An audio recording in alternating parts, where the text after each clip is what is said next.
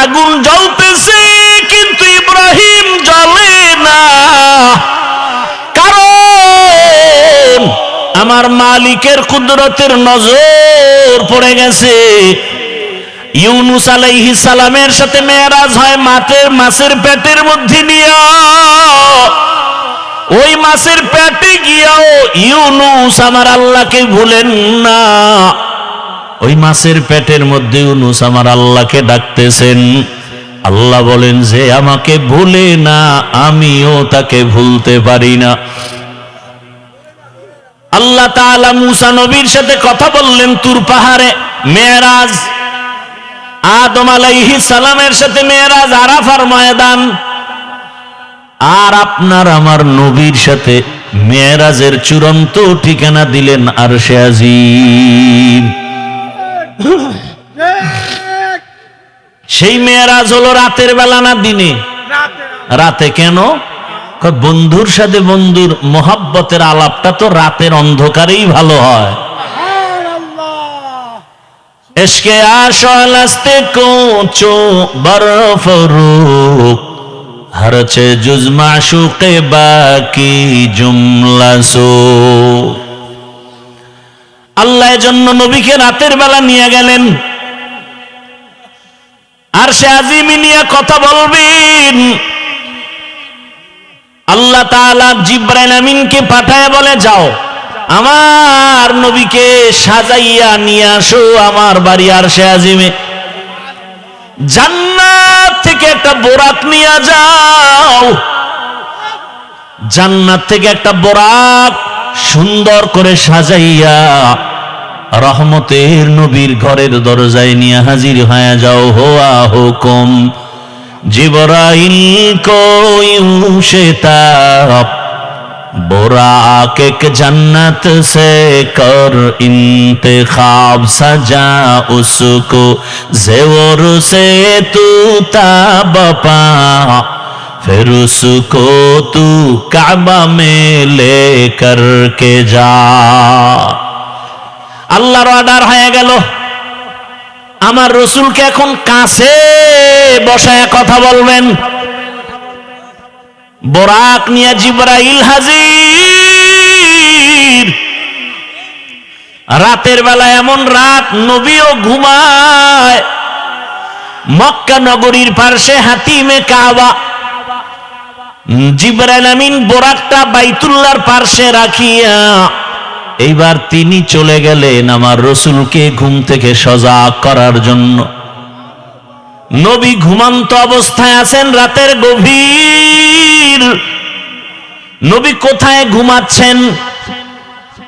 ক্ষেত্রে তিনটা মতামত পাওয়া যায়। কেউ বলেন নবী হাতিমে কাবায় ঘুমাচ্ছেন, কেউ বলে নবী শিয়াবে আবু তালিবের মধ্যে ঘুমান, কেউ বলেন নবী তার চাচাতো বোন উম্মে হানির ঘরের মধ্যে ঘুমাচ্ছেন। তিনটাই সহিহ। উম্মে হানির ঘর হলো শিয়াবে আবু তালিবের মাঝখানে। জিবরাইল আমিন নবী তো ঘুমান। ঘরের উপর থেকে ছাদ ছিদ্র করে জিবরাইল ঢুকলেন। দরজা দিয়ে ঢুকছে না উপর দিয়া? ছাদ ছিদ্র করে মাঝখান দিয়া ঢুকলেন। জিবরাইল আমিনের 600 নূরের পাখা। রহমতের নবী ঘুমাচ্ছেন। এই মুহূর্তে কোনো আওয়াজ দেওয়া যাবে না। রহমতের নবী ঘুমান। হাত লাগানো যাবে না, মাথায় কোনো টাচ করা যাবে না।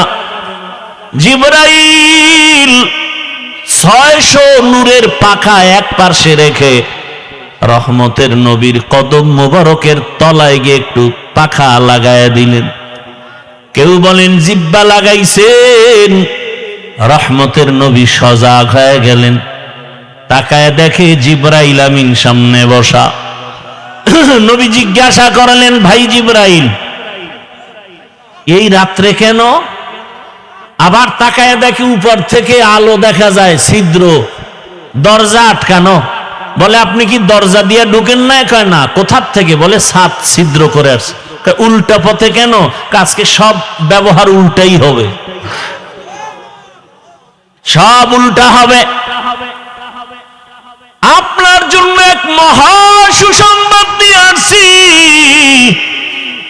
আমার আল্লাহ আপনাকে দাওয়াত দিয়েছেন, এখনই রেডি হবেন, আল্লাহর বাড়িতে যেতে হবে। হঠাৎ ঘুমের মাঝে কান্নার আওয়াজ,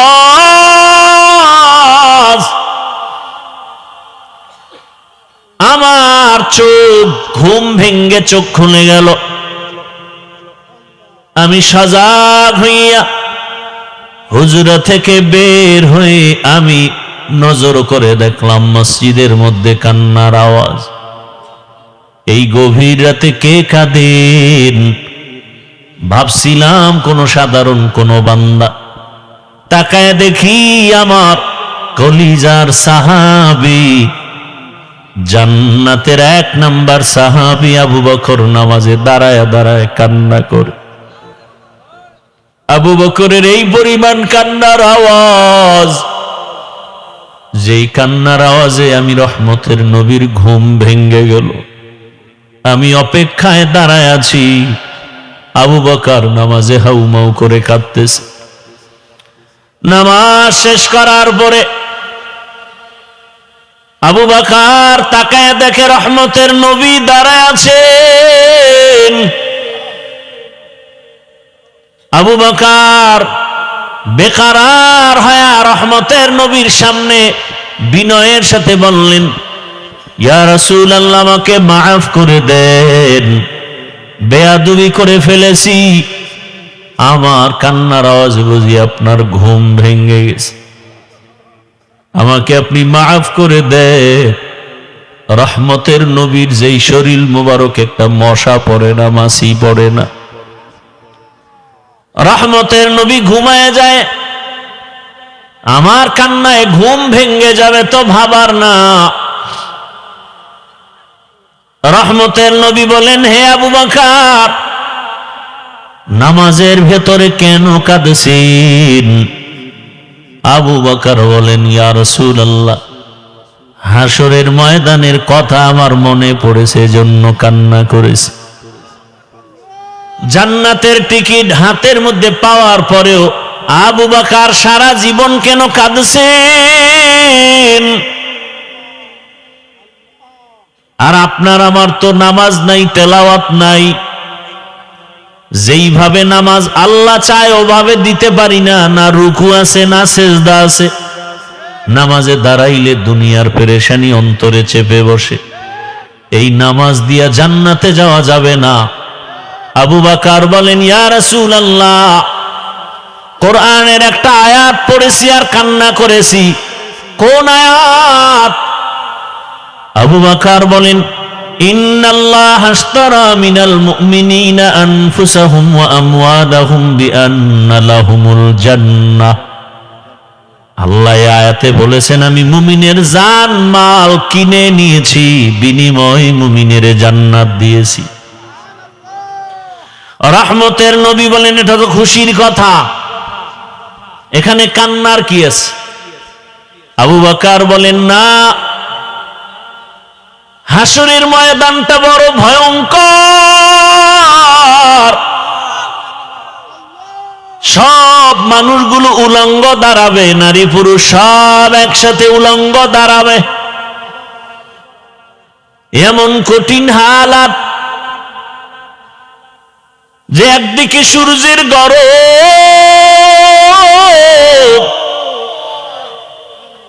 আবার জাহান্নামের চিৎকারের আওয়াজ। ওদিকে নবী আপনিই বয়ান করে কান্না করে বলেছেন, আল্লাহ রাগ হয়ে যাবেন। এমন কঠিন সময় হাসরের মাঠে নবীরা পর্যন্ত ভয়ে কান্না শুরু করবেন। আদম নবী কাঁদবেন, মূসা নবী কাঁদবেন, ইব্রাহিম নবী কাঁদবেন। ওই কঠিন সময় আল্লাহর আদালতে যদি আমাকে ডাকা হয়, আবু বকর, আমার জানমাল আমি নিয়ে তোমার জানমাল নিয়ে জান্নাত দিয়েছি, বিনিময়ে কি পুঁজি নিয়ে আসছো বলো। আমি যদি বলি ও দয়ার মালিক নামাজ রোজা তেলাওয়াত নিয়ে আসছি, আল্লাহ যদি বলেন যেইভাবে নামাজ চাইছি ওভাবে নামাজ পড়তে পারো নাই, যেভাবে জিকির চাইছি ওইভাবে মজা করে জিকির করতে পারো নাই, যেভাবে তেলাওয়াত চাইছি হক আদায় করে তেলাওয়াত করো নাই, আজ তোমার জানমাল নিয়ে তুমি জাহান্নামে যাও, আমার জান্নাত আমারে ফিরায়া দাও। ও রহমতের নবী, ওই দিন আমার কি উপায় হবে? হক আদায় করে নামাজও পড়তে পারলাম না, তেলাওয়াত করতে পারলাম না। আবু বকরের যদি এমন হালাত হয়, আপনার আমার কি উপায় হবে চিন্তা করা উচিত। আপনার আমার কি উপায় হবে চিন্তা করা উচিত। আল্লাহ হেদায়াত দান করুন। জীবন ভরই তো ঘুমায় কাটাইলেন, একটা রাত আল্লাহর জন্য দিছেন, আল্লাহ চাইলে পারবেন দিতে? দেখাতে পারবেন যে আল্লাহ তোমার জন্য একটা রাত ঘুমাই নাই? অন্তত এরকম কোরআনের বাগান আল্লাহওয়ালাদের মজলিসে যদি বসতে পারেন, নিয়তটাকে খালেস করে বসবেন, চোখের পানি নিয়ে বিদায় হবেন, আল্লাহ তাআলা এরকম এক প্যান্ডেল মজলিস আরশে আজিমে ফেরেশতা দ্বারা মিলায় রাখছেন। ওখানে আমাদের গুণগান হচ্ছে আরশে আজিমে। আল্লাহ ফেরেশতাদেরকে বলতেছেন, এমদাদিয়ার ময়দানে যে মানুষ এত ঠান্ডা শীতের মধ্যে বসে আছে, টাকা চায় না, বাড়ি চায় না, গাড়ি চায় না, ফেরেশতারা আমি জানি ওরা কি চায়। ফেরেশতারা বলে আল্লাহ আপনাকে চায়, জান্নাত চায়, জাহান্নাম থেকে তারা মুক্তি চায়। আল্লাহ বলেন ফেরেশতারা সাক্ষী থাক, ওই ময়দানের সব মানুষের গুনাহগুলো আমি মাফ করে দিলাম। আতিনা ফি দারে দুনিয়া না হাসান, আতিনা ফি দারে উকবা না হাসান, ইয়া গিয়াসাল মুস্তাগীসি নাহদিনা লাফতিখারা বিল উলুমে ওয়াল গিনা, হর গরিদে নেকো তু তৈয়ার হ্যায়, जो न मांगे उससे तू बेजार है। সূরাটার নাম বনি ইসরাইল।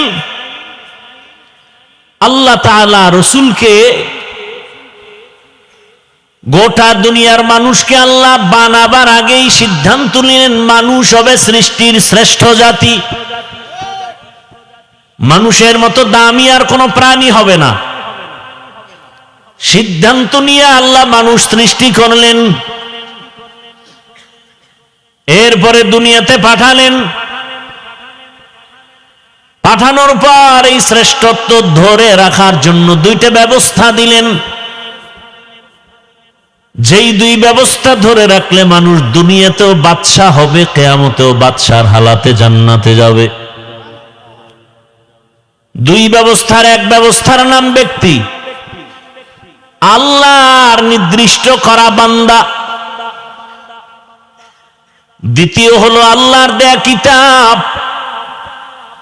আল্লাহ যত ব্যক্তি পাঠাইছেন মানুষকে শান্তির ঠিকানা বুঝায় দেওয়ার জন্য, এই ব্যক্তিদের মধ্যে শ্রেষ্ঠ ব্যক্তি হলেন রাহমাতুল লিল আলামিন।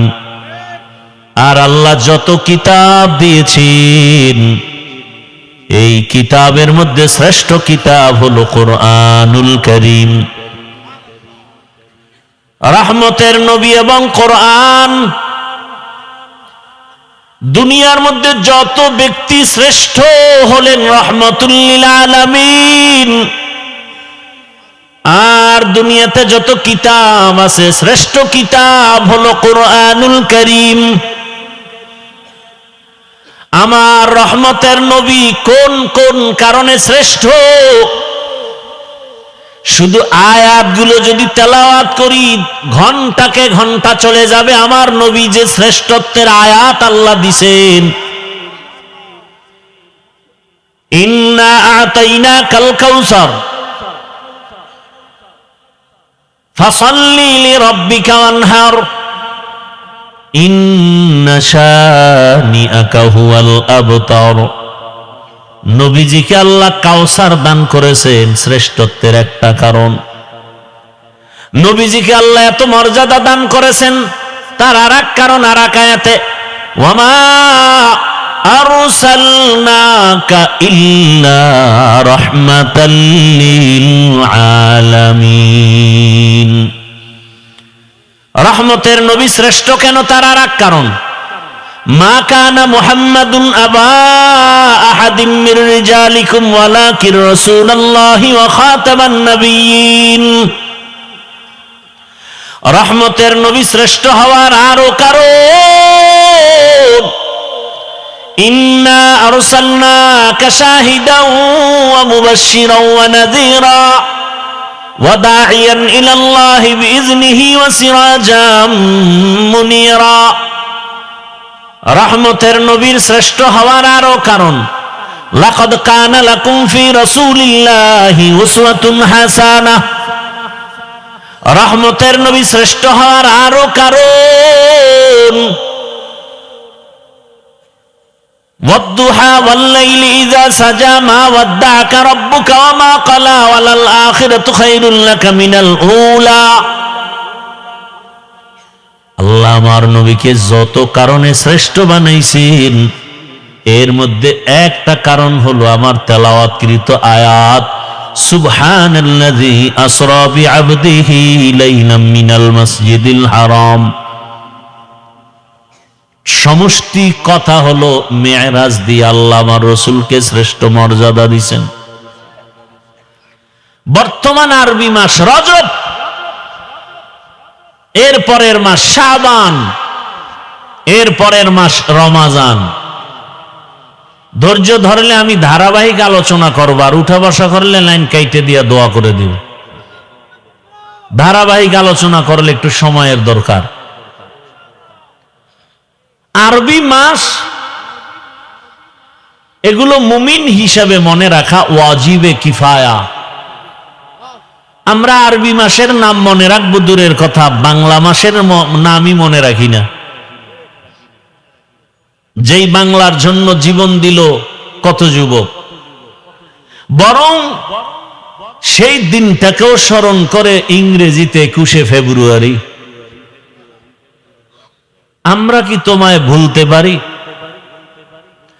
21শে ফেব্রুয়ারি এই ইংলিশ নামটা উচ্চারিত হওয়ার জন্য ওরা জীবন দেয়নি, বাংলা ভাষা ঠিক রাখার জন্য দিয়েছে। যাই হোক, আরবি মাসের নাম মনে রাখা উচিত, তবে আমাদের মাঝে একেবারে যে মনে রাখে না তা না। কিছু কিছু মাসের নাম আমাদের বাংলাদেশি জাতিরা মনে রাখে, যেই মাসে খাওন পাওয়া যায়, খাওন আছে। যেমন শবে বরাত কোন মাসে আসবে এটা গণনা করে হিসাব করে বের করেছে, ওদিন তবারক। মিলাদুন নবীর মাস, খাওন আছে। রজব মাস বড় দামি এবং খুবই সম্মানিত এক মাস। সূরা তাহা আল্লাহ ওখানে উল্লেখ করেন, আল্লাহ নিজে সিদ্ধান্ত করেছেন বছরে মাস হবে 12টা। ইন্না ইদ্দাতাশ শুহুরি ইনদাল্লাহি 12 শাহরান ফি কিতাবিল্লাহ ইয়াউমা খালাকাস সামাওয়াতি ওয়াল আরদ মিনহা আরবাআতুন হুরুম যালিকাদ দীনুল কাইয়্যিম। গণনার আকারে মাস হবে 12টা। কিয়ামত পর্যন্ত কয় মাসে এক বছর? কোন বছর 13 মাসে হবে না, 11 মাসে হবে না। কয় মাস? 12 মাস। আরবি 12 মাসের প্রথম মাস হলো মুহররম। কোন মাস?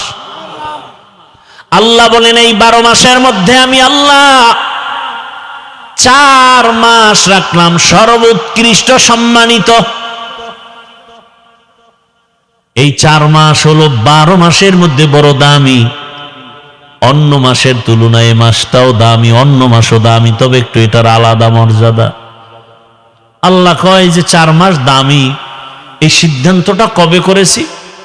ইয়াউমা খালাকাস সামাওয়াতি ওয়াল আরদ, আসমান জমিন যেদিন সৃষ্টি করেছি ওদিন সিদ্ধান্ত নিছি বছরে মাস হবে 12টা,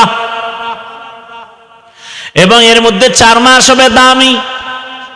3 মাস লাগাতার লাগানো। মুহররম হইল বছরের প্রথম মাস আরবি, এর পরের মাস এর আগের মাস না, হজের মাস, হজের আগের মাস, হজের পরের মাস। আর এই রজব মাসটা একটু আলাদা, জিকাদা, জুলহিজ্জা, মুহররম। হজের মাস হলো জিলহজ, এর পরের মাস থেকেই বছর শুরু আরবি। আর ওই হজের মাসের আগের মাস, আর এই রজব শাবানের আগে, এই 4 মাস আল্লাহ এটা লৌহে মাহফুজে লিখে ফেলেছেন কুদরতের কলম দ্বারা আসমান জমিন সৃষ্টির দিন। সেই সম্মানিত মাসের 1 মাস রজব, মেরাজের কারণে এ মাসের সম্মান না, বরং মেরাজ আলাদা, এ মাস আলাদা। আমরা তো রজবে মেরাজের ঘটনা বয়ান করি, মসজিদে মসজিদে বয়ান হয়েছে 2-3 দিন আগে, জুমায় বয়ান হয়েছে। মূলত উলামায়ে কেরাম, ঐতিহাসিকগণ বিশ্লেষণ করে বলেছেন রসুলের মেরাজ হয়েছে এটা সত্য, তবে রজবে হয়েছে এর কোনো গ্যারান্টি নেই। কেউ বলেন রসুলের মেরাজ হয়েছে রমাজানে, কেউ বলেন রসুলের মেরাজ হয়েছে মুহররম মাসে, কেউ বলেন জিকাদাহ হজের আগের মাসে। মোটমাট কথা হলো মেরাজ হয়েছে এটা সত্য। এখন প্রশ্ন হলো মেরাজটা কি স্বপ্ন যোগে হলো না সশরীরে হলো? এ নিয়ে অনেক মতানৈক্য। এখনো বহু নাস্তিকরা রসুলের মেরাজ মেনে নিতে পারে না, বলে স্বপ্ন যোগে হয়েছে। ইসলামী শরিয়া এবং কোরআন হাদিস প্রমাণ করে মেরাজ হয়েছে সশরীরে। এখন কথা হলো মেরাজ হলো কেন? প্রশ্ন খেয়াল করবেন, মেরাজ হলো কেন? এবং এই মেরাজ হলো রাতের বেলা না দিনে? দিনে না হয়ে রাতে হলো কেন? এবং মেরাজটা শুরু হয়েছে বাইতুল্লাহ থেকে, বাইতুল মাকদিস, ওখান থেকে মেরাজ শুরু। আল্লাহ বাইতুল্লাহ থেকে ডাইরেক্ট আল্লাহর বাড়ি নিতে পারতেন না, বাইতুল মাকদিস নিলেন কেন? কথা বুঝে আসছে? এরপরে আসেন আয়াতের বিশ্লেষণ। আয়াতে ঢুকার আগে এই কথাগুলো খেয়াল করি। পৃথিবীতে আল্লাহ যত নবী রাসূল পাঠিয়েছেন সকলের মেরাজ হয়েছে। মুসা নবীর মেরাজ জমিনে, ঈসা নবীর মেরাজ হয়েছে জমিনে, ইব্রাহিম নবীর মেরাজ জমিনে, সব নবীর মেরাজ জমিনে। আর একমাত্র রহমতের নবীর মেরাজ হলো আরশে আজিমে। ব্যবধান আছে না নাই?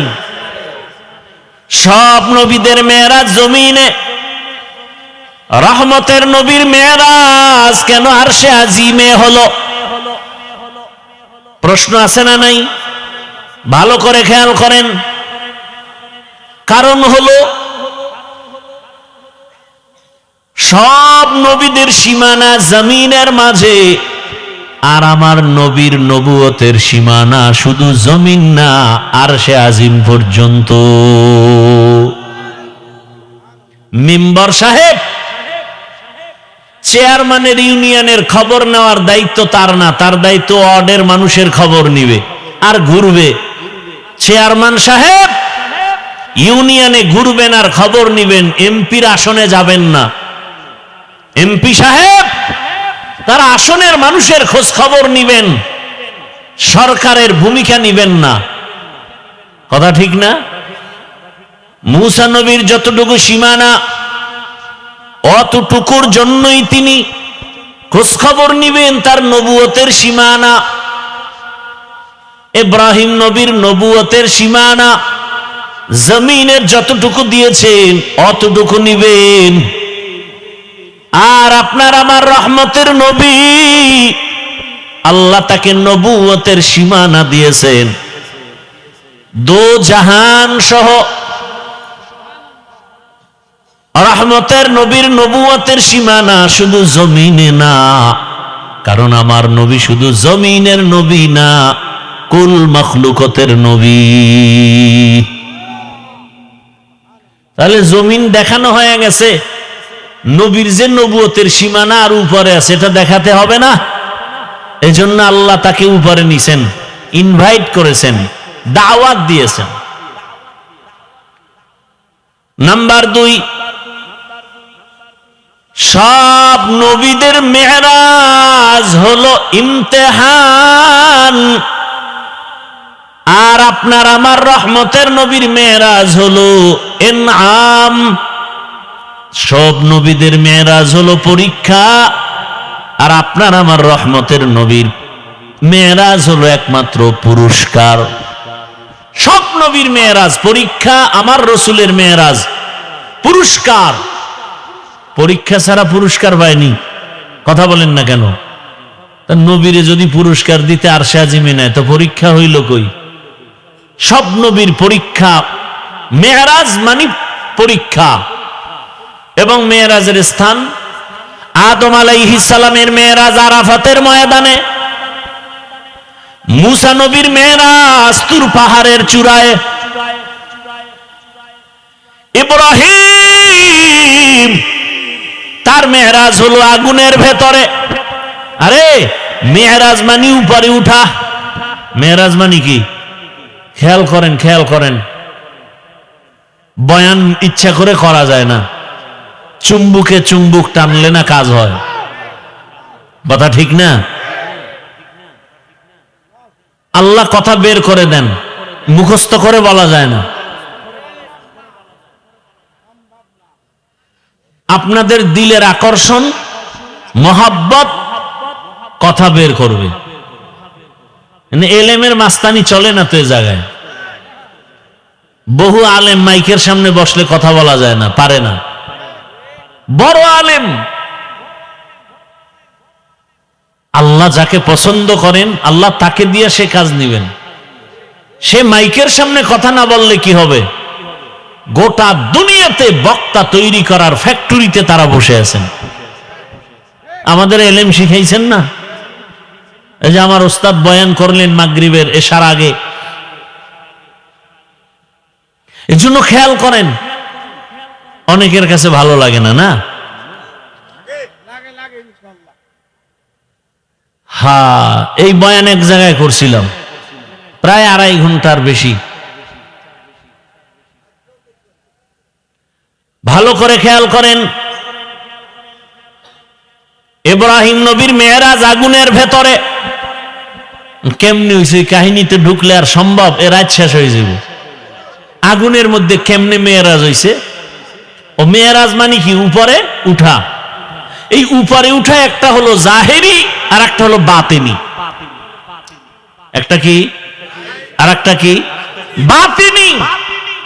মেরাজের মূল থিম, মূল টার্গেট রবের সাথে তাআল্লুক আর মাআল্লা তৈরি করা।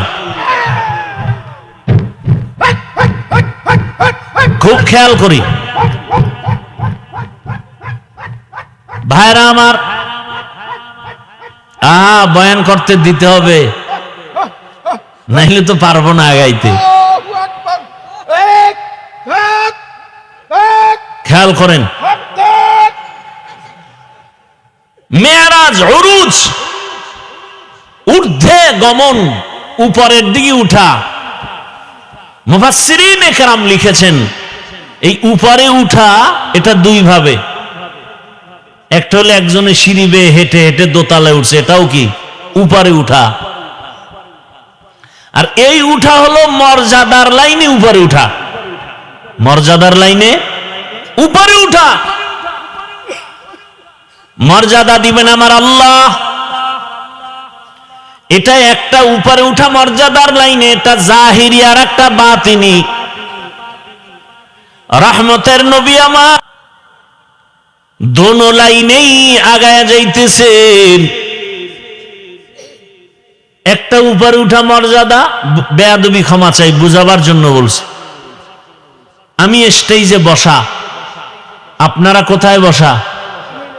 নিচে বসা। আমি যে উপরে উঠলাম এটা কি এমনেই না কোনো সম্মানের কারণে? বলেন, এটা সম্মান না অসম্মান? এটা জাহিরি না বাতিনি? জাহিরি। সম্মানের সাথে উপরে উঠা, তুলনামূলক এটা জাহিরি। আর একটা হলো বাতিনি। একই জায়গায় বসছেন আবু বকর, ওমর, ওসমান, আলী, রহমতের নবীও। দস্তারখানে খানা চলছে, একই সাথে বসা, উপরে নিচে নাই। মর্যাদা কার বেশি? কঠিন কঠিন। এটা তো বাতিনি মর্যাদা, রসুল দোনোটা পেয়েছেন। আর মুসা নবীর মর্যাদা জাহিরি ভাবে মেরাজ, কয় না নামাজে কি হয়? মুমিনের মেরাজ নামাজ। বড় কঠিন হালাত। আল্লাহ বান্দার সাথে মেরাজে কথা বলবেন, রহমতের নবীর সাথে তো কথা হয়, কিন্তু আল্লাহ চাইতেছেন মোহাব্বত যখন বাড়তে থাকে বাড়তে থাকে বাড়তে থাকে, তখন মোহাব্বতের আশিক আর মাশুক চায় কাছাকাছি হয়ে কথা বলবেন, কাছাকাছি হয়ে কথা বলবেন। দূরে দূরে কয়দিন। মুসা নবী আল্লাহর বন্ধু, ঈসা নবী আল্লাহর বন্ধু, ইব্রাহিম আল্লাহর বন্ধু, সব নবী রাসূল আল্লাহর বন্ধু। আপনার আমার নবীও আল্লাহর বন্ধু, তবে ব্যবধান সব নবী রাসূল আমার আল্লাহ তাআলার আশিক, আর আমার আল্লাহ নিজে হলেন মুহাম্মদের আশিক। কেমন কথা, বড় কঠিন হালাত। রবের সাথে মেরাজ হবে মানে কাছে নিয়ে কথা বলবেন, গোপনে। আল্লাহর নবী মুসা দৌড়ায় তুর পাহাড়ে মালিকের সাথে কথা বলবে। কথা যত বলে মায়া তত বাড়ে, মোহাব্বত বাড়ে। মুসা নবী তুর পাহাড়ে গেলেন আগুন আনার জন্য। শুআয়ব আলাইহিস সালামের মেয়ে সফুরা, মুসা নবীর প্রথম বিবি, পেটে বাচ্চা, যাওয়ার পথে মিশরে আগুনের দরকার। তুর পাহাড়ের কিনারায় গেলেন, নির্দিষ্ট জায়গায় কদম রাখলেন। হঠাৎ করে একটা আওয়াজ, ইয়া মুসা ফাখলা'না আলাইক ইন্নাকা বিল ওয়াদিল মুকাদ্দাসি তুয়া। এই মুসা, জুতা খোল। কই কদম রাখছো? জুতা খোল। এটা তুরে সিনা, বড় পবিত্র জায়গা। মুসা নবী বলেন, মানুষে যদি আওয়াজ দিত, হয়তো ডান না হয় বাম না হয় সামন না হয় পিছন, কিন্তু আমার যে জুতা খোলার আওয়াজ দিল, চতুর্মুখী একটা আওয়াজ পাইলাম। আমি জিজ্ঞাসা করলাম, কে আপনি? আবার গাইবি আওয়াজ, আনা রব্বুক, আমি তোমার রব। মুসা নবী কয়, আমি যত আগাই আগুন তত পেছনে যায়। এবার কথা বলতেছি, প্রশ্ন করতেছি, জবাব পাইতেছি পর্দার আড়াল থেকে কথা। যত কথা বাড়ে মোহাব্বত বাড়ে, মোহাব্বত বাড়ে, মোহাব্বত বাড়ে। এত পরিমাণ মোহাব্বত বেড়ে গেল, কই বিবি, কই সন্তান, কই ভাই, কোনো খবর নাই। এখন তো এমন ভাবে মোহাব্বতের বন্ধনে আবদ্ধ, স্ত্রীর চিন্তা নাই, ঘরের চিন্তা নাই, ভাইয়ের চিন্তা নাই, দলের চিন্তা নাই, এখন একটাই অন্তরে আমার রব, আমার রবের আমি কাছে পেয়ে গেলাম, কথা পাইতেছি। এখন আর বাড়ির চিন্তা নাই, কেমনে রবেরে দেখবে। হঠাৎ মায়া অন্তরে এমন ইশক আর মোহাব্বত, মুসা নবী ডাক দিয়া কয় রব্বি আরিনি, ও রহমতের আল্লাহ একবার একটু আমাকে দেখা দাও। আল্লাহ বলেন লান তারানি, ও মুসা আমারে দেখতে পারবা না। মুসা নবী বারবার বলে রব্বি আরিনি, আল্লাহ বারবার বলেন লান তারানি। মুসা নবী বলেন আসো আমাকে একটু দেখা দাও। রবের নাম নাও, রবের নাম শুনি, রবের আওয়াজ শুনি, এত মজা, এত মজা। ইন্নামাল মুমিনুনা আল্লাযীনা ইযা যুকিরাল্লাহু ওয়াজিলাত কুলুবুহুম ওয়া ইযা তুলিয়াত আলাইহিম আয়াতুহু যাদাতুহুম ঈমানা ওয়া আলা রাব্বিহিম ইয়াতাওয়াক্কালুন। আল্লাহ বলেন যারা খাঁটি ঈমানওয়ালা, এদের সামনে যখন আমার নাম বলা হবে, আল্লাহর নামের জিকির হবে, নাম উচ্চারণ হবে, তখন তাদের কলবে ঝালঝালা শুরু হয়ে যাবে, কলবের ভেতরে কম্পন। আর যখন কোরআনের তেলাওয়াত হবে তখন তাদের ঈমান এই পরিমাণ তাজা হয়ে যাবে। ঈমান যখন তাজা হয়ে যাবে, আরে একটা মানুষের চিন্তা চেতনা এমন, আমি প্রায় সময় বলি, শামসুল হক ফরিদপুরি রহমাতুল্লাহ আলাইহি বলেন দুনিয়াতে যত মানুষ দেখো সব পাগল। কেউ টাকার পাগল, কেউ ক্ষমতার পাগল, কেউ নারীর পাগল, কেউ বাড়ির পাগল, কেউ সৌন্দর্যের পাগল। আর এ দুনিয়াতে একদল মানুষ, এরা টাকার পাগল না, গাড়ির পাগল না, বাড়ির পাগল না, সৌন্দর্যের পাগল না। এই মানুষগুলো একমাত্র আমার মাওলার পাগল। যে টাকার পাগল সে 24টা ঘন্টাই ফিকির করে টাকা, টাকা, ডানে বামে সামনে পেছনে টাকা। যে গাড়ির পাগল সে সব সময় ফিকির গাড়ি আর গাড়ি। যে বাড়ির পাগল সে 24টা ঘন্টায় ফিকির আর জিকির, বাড়ি বাড়ি বাড়ি। আর যেই বান্দার অন্তরে আমার মালিকের আগুন, ওই বান্দা বাড়ি চায় না, গাড়ি চায় না, ওই বান্দার অন্তরে সবসময় আগুন জ্বলে। আমার মালিক, আমার মালিকের তো এখনো চিনতে পারি নাই। আজ আমি কথা বলি, কত সুন্দর কণ্ঠের আওয়াজ। এই সুন্দর কণ্ঠ কে দিলেন তাকে তো একবারও চিনলাম না। আমারে বাড়ির মালিক, গাড়ির মালিক, সন্তানের মালিক কে বানাইছেন? বাড়ি চিনলাম, গাড়ি চিনলাম, সন্তান চিনলাম, সব চিনলাম, কিন্তু গাড়ি যে আমাকে মালিক বানাইলেন তারে তো এখনো চিনলাম না। আল্লাহ তাআলা মোহাব্বত, বান্দাকেই তো আল্লাহ মোহাব্বতের দরজা খুলে ডাকেন। ইব্রাহিম নবীরে মেরাজ দিলেন আগুনের মধ্যে নিয়া। আগুন জ্বলতেছে কিন্তু ইব্রাহিম জ্বলে না, কারণ আমার মালিকের কুদরতের নজর পড়ে গেছে।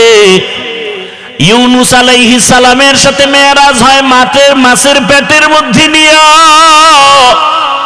ওই মাছের পেটে গিয়াও ইউনুস আমার আল্লাহকে ভুলেন না। ওই মাছের পেটের মধ্যে ইউনুস আমার আল্লাহকে ডাকতেছেন। আল্লাহ বলেন যে আমাকে ভুলে না, আমিও তাকে ভুলতে পারি না। আল্লাহ তাআলা মুসা নবীর সাথে কথা বললেন তুর পাহাড়ে, মেরাজ। আদম আলাইহিস সালামের সাথে মেরাজ আরাফার ময়দান। আর আপনার আমার নবীর সাথে মেরাজের চূড়ান্ত ঠিকানা দিলেন আরশে আজিম। সেই মেরাজ হলো রাতের বেলা না দিনে? রাতে। কেন? বন্ধুর সাথে বন্ধুর মোহাব্বতের আলাপটা তো রাতের অন্ধকারেই ভালো হয়। इश्क़ आशोलस्ते कोचो बरफरूक हरचे जुज माशूक़े बाकी जुमला सो। আল্লাহ জন্য নবীকে রাতের বেলা নিয়ে গেলেন, আর সে আজিমি নিয়ে কথা বলবেন। আল্লাহ তাআলা জিবরাইল আমিনকে পাঠায় বলে, যাও আমার নবীকে সাজাইয়া নিয়ে আসো আমার বাড়ি আরশে আজিমে। জান্নাত থেকে একটা বোরাক নিয়ে যাও, জান্নাত থেকে একটা বোরাক সুন্দর করে সাজাইয়া রহমতের নবীর ঘরের দরজায় নিয়ে হাজির হয়ে যাও। হোয়া হুকুম জিবরাইল কো यूं शिताब बुराक एक जन्नत से कर इंतखाब सजा उसको ज़ेवर से तू ताबपा फिर उसको तू काबा में लेकर के जा। আল্লাহর অর্ডার হয়ে গেল, আমার রসুলকে এখন কাছে বসায় কথা বলবেন। বোরাক নিয়ে জিবরাইল হাজির। রাতের বেলা এমন রাত নবীও ঘুমায়। মক্কা নগরীর পার্শ্বে হাতিমে কাবা, জিবরাইল আমিন বোরাকটা বাইতুল্লাহর পার্শ্বে রাখিয়া এইবার তিনি চলে গেলেন আমার রসুলকে ঘুম থেকে সজাগ করার জন্য। নবী ঘুমন্ত অবস্থায় আছেন, রাতের গভীর। নবী কোথায় ঘুমাচ্ছেন? এই ক্ষেত্রে তিনটা মতামত পাওয়া যায়। কেউ বলেন নবী হাতিমে কাবায় ঘুমাচ্ছেন, কেউ বলে নবী শিয়াবে আবু তালিবের মধ্যে ঘুমান, কেউ বলেন নবী তার চাচাতো বোন উম্মে হানির ঘরের মধ্যে ঘুমাচ্ছেন। তিনটাই সহি। উম্মে হানির ঘর হলো শিয়াবে আবু তালিবের মাঝখানে। জিবরাইল আমিন নবী তো ঘুমান, ঘরের উপর থেকে 7 ছিদ্র করে জিবরাইল ঢুকলেন। দরজা দিয়ে ঢুকছে না উপর দিয়া? 7 ছিদ্র করে মাঝখান দিয়া ঢুকলেন। জিবরাইল আমিনের 600 নূরের পাখা, রহমতের নবী ঘুমাচ্ছেন। এই মুহূর্তে কোনো আওয়াজ দেওয়া যাবে না। রহমতের নবী ঘুমান, হাত লাগানো যাবে না, মাথায় কোনো টাচ করা যাবে না। জিবরাইল 600 নূরের পাখা এক পার্শ্বে রেখে রহমতের নবীর কদম মোবারকের তলায় গিয়ে একটু পাখা লাগায় দিলেন। কেউ বলেন জিব্বা লাগাইছেন। রহমতের নবী সজাগ হয়ে গেলেন, তাকায় দেখে জিবরাইল আমিন সামনে বসা। নবী জিজ্ঞাসা করলেন, ভাই জিবরাইল, এই রাত্রে কেন? আবার তাকায় দেখে উপর থেকে আলো দেখা যায়, ছিদ্র, দরজা আটকানো। বলে আপনি কি দরজা দিয়ে ঢুকেন না? কয় না। কোথার থেকে? বলে 7 ছিদ্র করে আসছে। উল্টা পথে কেন? আজকে সব ব্যবহার উল্টাই হবে, সব উল্টা হবে। আপনার জন্য এক মহা সুসংবাদ নিয়ে আসছি। আমার আল্লাহ আপনাকে দাওয়াত দিয়েছেন, এখনই রেডি হবেন, আল্লাহর বাড়িতে যেতে হবে। কেমন মজা! এগুলো বুঝবে কে? বুঝবে কে? তেরা আয়না আলমে রঙ্গ বু হে, তেরা আয়না আলমে রঙ্গ বু হে, जिधर दिखता हो उधर तू ही तू है। আরে আল্লাহর মোহাব্বতের বান্দারা, সর্বাবস্থা আমার মালিকের পাওয়ার জন্য পাগল পারা হয়ে থাকেন। অন্তরের মধ্যে একটা আগুন জ্বলতে থাকে। দুনিয়ায় সব পেলাম, কিন্তু আসল মালিকের যদি না পাই আমার কোনোটাই আর জীবনে সফল হবে না। জিবরাইল আমিন বলেন, নবী রেডি হন, চলতে হবে রবের দরবারে। বোরাক রেডি। নবীকে উঠাইয়া জিবরাইল আমিন চলে গেলেন হাতিমে কাবা। বাইতুল্লাহ দেখছেন যারা, ওই চার দেয়ালের ঘরের পাশে বুক বরাবর একটা আলাদা দেওয়াল আছে ছোট, এটা হাতিমে কাবা। পুরাটাই ছিল বাইতুল্লাহর ঘর, পুরাটাই। কিন্তু রসুলের যখন 30 বছর বয়স, ওই বাইতুল্লাহটা ভেঙ্গে নতুন করে উঠাইতে গিয়া টাকা ছিল না। হালাল ভাবে টাকা সবাই ভাগ ভাগ করে দিয়া দেখে পুরাটা উঠানো যায় না, ওটা বাদ দিয়ে এরপরে করছে। কিন্তু ওটাও কাবা, কাবার অংশ। বাইতুল্লাহর মধ্যে 2টা দরজা ছিল। কয়টা? এখন একটা আছে আর একটা নাই।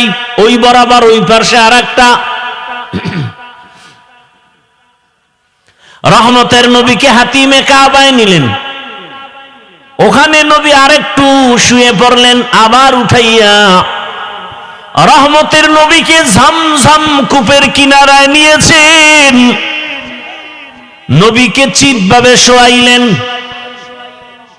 নবীজির সিনা মুবারকটা ছিদ্র করে ফেললেন। রহমতের নবীর বুকটা চিরিয়া ভেতর থেকে কলবটাকে বের করলেন। স্বর্ণের পেয়ালার ভেতরে রাখলেন। জমজমের পানি দিয়া ধুইলেন।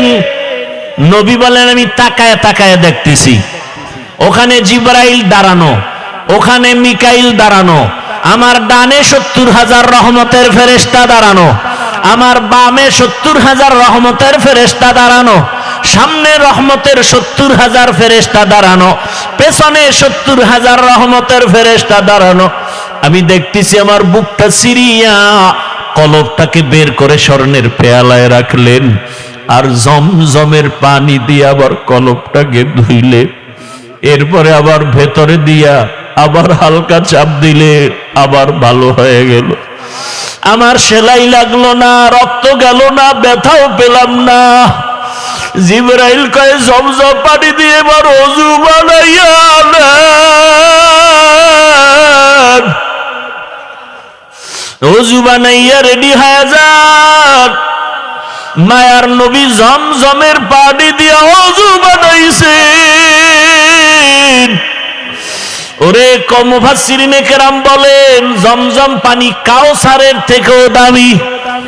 সাহাবায়ে কেরাম প্রশ্ন করলেন, ইয়া রাসূলুল্লাহ, জমজমের কূপের থেকে crore crore million trillion billion পানি হাজিরা নিয়ে যায়, কিন্তু সেই থেকে আজ পর্যন্ত একটু পানি কমেও না বাড়েও না, এই পানিটার তলা কই?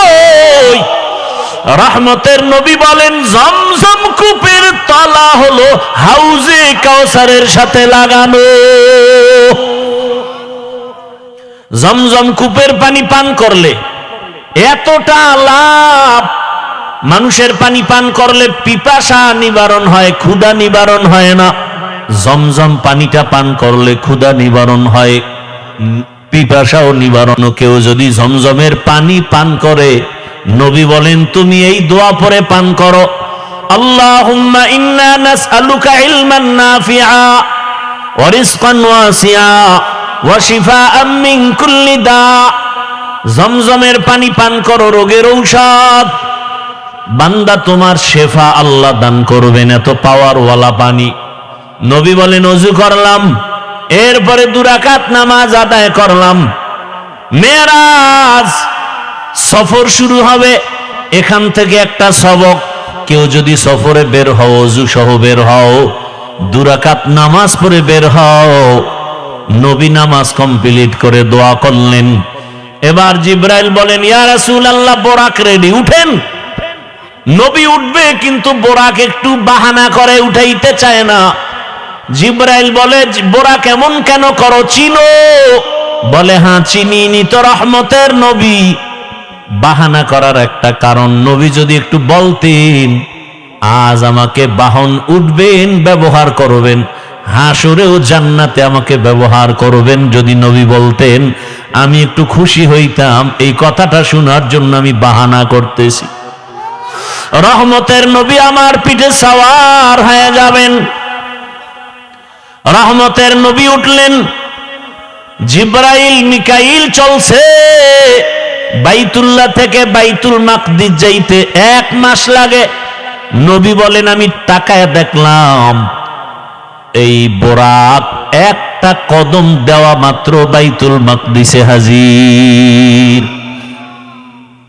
মসজিদ থেকে মেরাজ শুরু। এজন্যই তো বান্দা মুমিনের মেরাজ হলো নামাজ। মসজিদে গিয়া নামাজে দাঁড়াও, ওখানে ঢুকার সময় ইতিকাফের নিয়তে ঢুকো। দুনিয়াবি কালেকশন সব বন্ধ, এখন রবের সাথে সম্পর্ক। রবের দরবারে হাজির হয়ে গেছো। এজন্যই তো নামাজের মধ্যে কোনো সালাম চলে না, কথা চলে না। কেন? তখন একমাত্র কথা চলে আমার রবের সাথে। নামাজের ভেতরে রবের সাথে কথা চলবে। দুনিয়ার কানেকশন বন্ধ, ব্যবসা বন্ধ, চাকরি বন্ধ, কথা বন্ধ। কেউ সালাম দেওয়া জায়েজ নাই, দিলেও নিতে পারবে না। রহমতের নবী বলেন বের হয়ে গেলাম, মাঝখানে আরো জায়গায় জায়গায় দাঁড়াইলাম। প্রথম স্টেশন মদিনাতুল মুনাওয়ারায় নামলাম, 2 রাকাত নামাজ পড়লাম। এরপরে আবার যাইতেছি, মুসা নবীর এলাকা তুর পাহাড় দেখলাম। মুসা নবীর কবরটাও আল্লাহ দেখাইছেন। আমি মুসা নবীর কবরের দিকে তাকায় দেখি মুসা নবী কবরে নামাজ আদায় করতেছি। আল্লাহ রসুল বলছেন সব নবীরা কবরে জিন্দা। আল আম্বিয়া ওয়াহিয়াউন ফি কুবুরিহিম ইউসাল্লুন। সমস্ত নবী রসুল কবরে জিন্দা। আল্লাহ কোরআনে বলেন আমি এদেরকে খানা দেই, রিজিক দেই। এই হাদিসটা আওলাদে রসুল হুসাইন আহমদ মাদনী রসুলের রওজার পাশে ছাত্রদেরকে পড়াচ্ছেন। ছাত্ররা কয় হযরত, নবী রসুল মসজিদে কবরের মধ্যে নামাজ পড়েন, এটা কেমনে? কয় আমাকে জিজ্ঞাও কেন? যিনি হাদিস কইছেন তিনি তো রওজায় আছে, তাকে জিজ্ঞেস করো। ছাত্ররাও তো তেমন আমাদের মতো বেআমল আর বেয়াদব না। আওলাদে রসুলের সামনে ছাত্র কত দামি। সাথে সাথে ওরা মোরাকাবায় গেল। ছাত্ররা মোরাকাবায় দেখতেছেন রহমতের নবী সিজদায় পড়ে আছেন। ভাইরা আমার, বাইতুল মাকদিসে চলে গেলেন। রহমতের নবী জিবরাইল আমিন একটা খুঁটির সাথে বোরাকটাকে বাঁধলেন। ওখানে সব নবী রাসূল এসে হাজির হয়ে গেলেন। জিবরাইল আমিন আযান দিলেন। এরপরে ইকামত, ইমামতি কে করবেন? রহমতের নবীকে আল্লাহ পাক সামনে যাওয়ার হুকুম দিয়ে দিলেন। নবী ইমাম হয়ে গেলেন। প্রত্যেকটা পয়েন্টে অনেক কথা বলার সময় নাই। ওখান থেকে আল্লাহ পাক নবীকে আরশে আজিমের দিকে রওনা করায় দিবেন। বোরাক রেডি। নবী বসলেন, জিবরাইল আমিন বসলেন। এক টানে 500 বছরের পথ চলে গেল চোখের পলকে প্রথম আসমানে। প্রথম আসমানে গিয়া দেখে নবী বলেন আমি দেখি 2টা দরজা, জমরা দিয়া কুত পাথরের দরজা। দোনো দরজার বাহির সাইডে 2টা তালা লাগানো, নূরের তৈরি তালা। জিবরাইল বলে এই দারোয়ান, গেট খোলো। ভেতর থেকে আওয়াজ আসতেছে, মান আনতা, কে আপনি?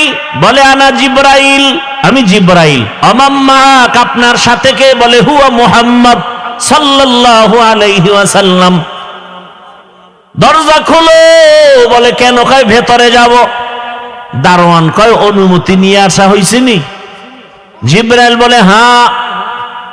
দারোয়ান বলে চাবি তো আমার হাতে নাই, চাবি তো রহমতের রসুলের হাতে, চাবি তো ইসমে আজম, বিসমিল্লাহ বলবে তো তালা খুলে যাবে।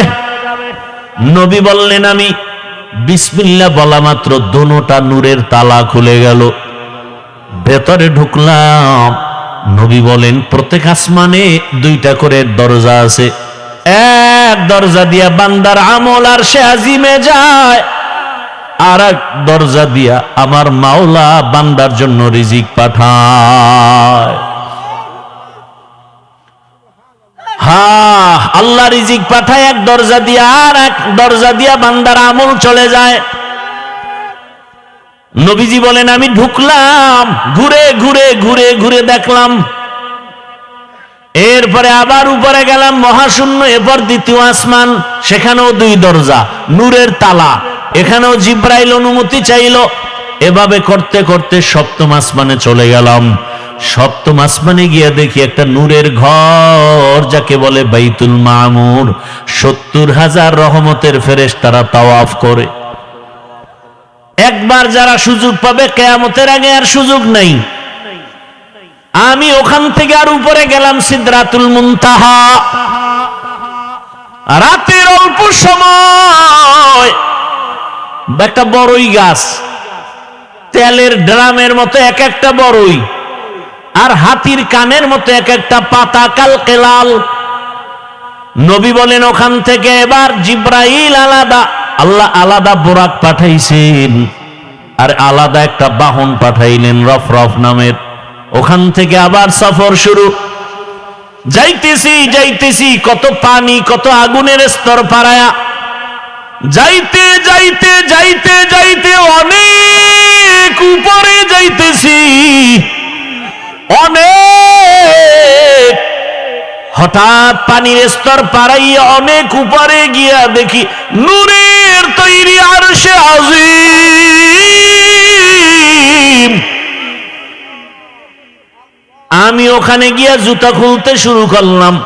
হঠাৎ করে আওয়াজ আসতেছে, রহমতের নবী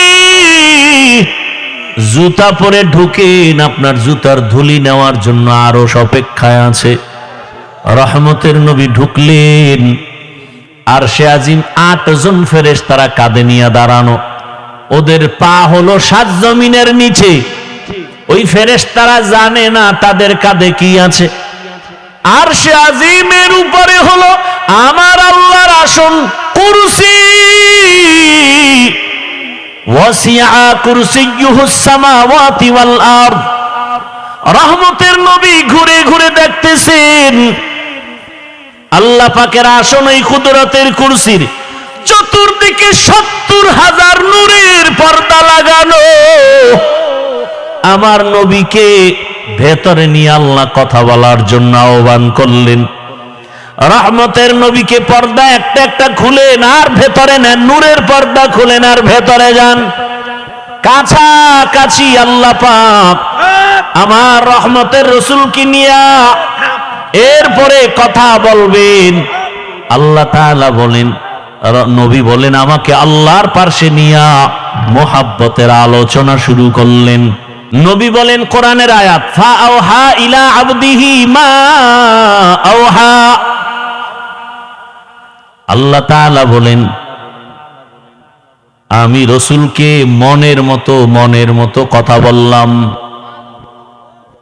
এবার আসেন আয়াতের ভেতরে আল্লাহ বলছেন সুবহান, আমি পবিত্র। আল্লাহ তো সব সময় পবিত্র। মেরাজের ঘটনা বয়ান করতে গিয়া পবিত্র শব্দ বললেন কেন? মুফাসসিরিনে কেরাম বলেন মানুষ অনেকে কল্পনা করে এটা কেমনে সম্ভব, কেমনে সম্ভব, কেমনে সম্ভব। আল্লাহ বলেন তোমার সব প্রশ্ন থেকে আমি পবিত্র, আমি সুবহানের দ্বারা সম্ভব। দুনিয়ার সবাই বলে অসম্ভব, সুবহান তার দ্বারা কি সম্ভব। ঈসা নবীকে জমিন থেকে দ্বিতীয় আসমানে যদি মাওলায় নিতে পারেন, আমার রসুলকে পারবেন না? পারেন না? মুসা নবীকে আমার আল্লাহ তুর পাহাড়ে নিয়ে কথা বলায় বেহুশ করাতে পারেন। ইউনুস নবীকে মাছের পেটে নিয়ে আবার যদি ফিরায় দিতে পারেন, তাহলে আমার রসুলকে আরশে নেওয়া অসম্ভব। আল্লাহ বলেন সুবহান, আমি পবিত্র, সত্তার জন্য সম্ভব।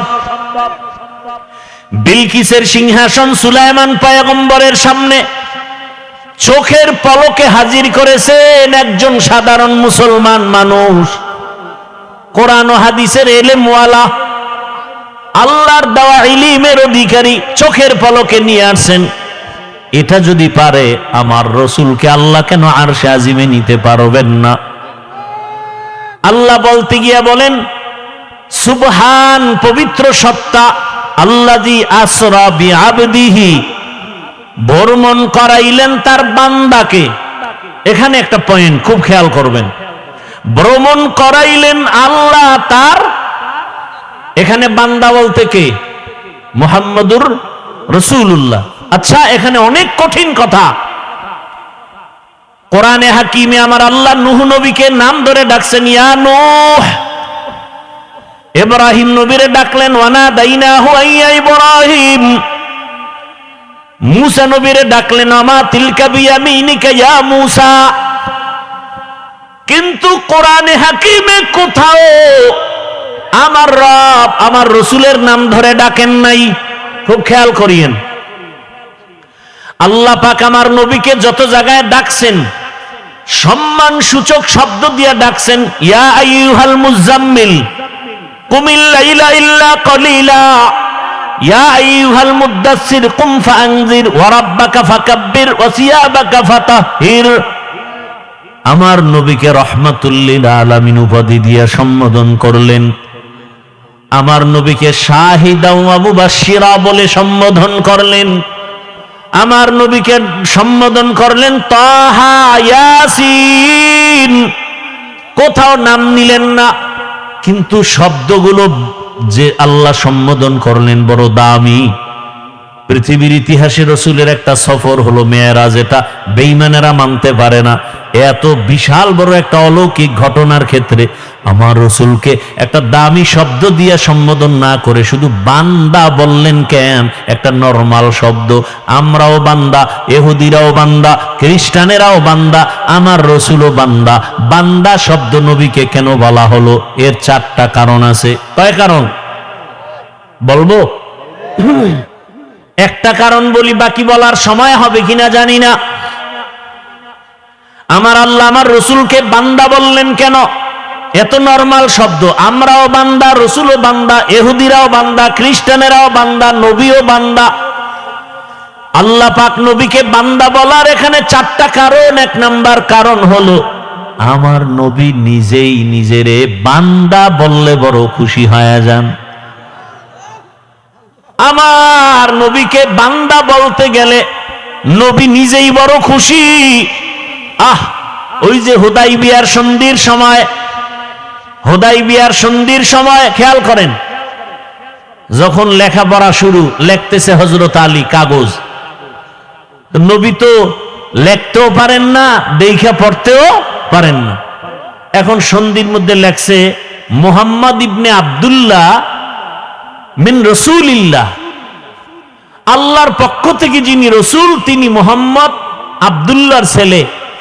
এখন মুশরিকরা কয়, এই রসুল লেখা হলো কেন? রসুল যদি মানি তা তার সন্ধি থাকে না। আমরা তো মুহাম্মদকে মুহাম্মদ মানি, রসুল মানি না। এখন ওমর তরবারি নিয়ে রেডি, নবী অর্ডার দিলি সাইজ করে ফেলাম। নবী কয় না, ঝগড়ায় যাইও না, চুক্তি হইতেছে, এবার রসুল নামটা কেটে দাও আলী। আলী কয়, নবী আপনি কি রসুল না? বলে হ্যাঁ। ওটা কাটবো কেন? আমার কল্লা কাটতে পারি, রসুল কাটবো না। ওমরও রেডি, কাটবে না। এইবার নবী কয় তাহলে আমার কাছে দাও। নবী নিছেন চুক্তিপত্র নিয়ে, বলে রসুল শব্দটা লেখা কোথায়? আমাকে আঙ্গুল দিয়া ধরাও। নবীকে ধরায় দিছেন। নবী শাহাদাত আঙ্গুলটা রেখে এভাবে একটা টান দিছেন, লেখা মুছে গেছে। নবীজি নিজের বান্দা বললে বড় খুশি হয়। কারণ আম্মা জানা আয়েশা রাদিয়াল্লাহু আনহা একদিন রহমতের নবীকে জিজ্ঞাসা করেন, ইয়া রাসূলুল্লাহ, আপনি এত কষ্ট করেন, ইবাদত করেন, পা ফুলে যায়, এত পরিমাণ রসুল ইবাদতে সময় কাটান, পা ফুলে যায়। নবীজি কি বললেন জবাবে? আফালা আকুনা আবদান শাকুরা, ও আয়েশা, আমি কি আল্লাহর শুকরগুজার বান্দাদের মধ্যে অন্তর্ভুক্ত হব না? তাহলে নবী নিজেকে বান্দা বললে কি হয়? খুশি হয়। এজন্য দেখছেন নি ওই আরশে আজিমের মধ্যেও নবীকে বান্দা বলা হলো। ফাআওহা ইলা আবদিহি মা আওহা, আল্লাহ বলেন আমার বান্দার কাছে আমি ওহী নাজিল করলাম, যা বলার বলছি, এটা আর গোপন প্রকাশ না। এবার আরো মজার কথা, নবীর জিগা আপনি যে আমার বাড়ি আসছেন, হাদিয়া নিয়ে আসা দরকার না? কি নিয়ে আসছেন? নবী বলেন আত্তাহিয়াতু লিল্লাহ ওয়াসসালাওয়াতু ওয়াত-তাইয়্যিবাত, তিনটা নিয়ে আইছি হাদিয়া।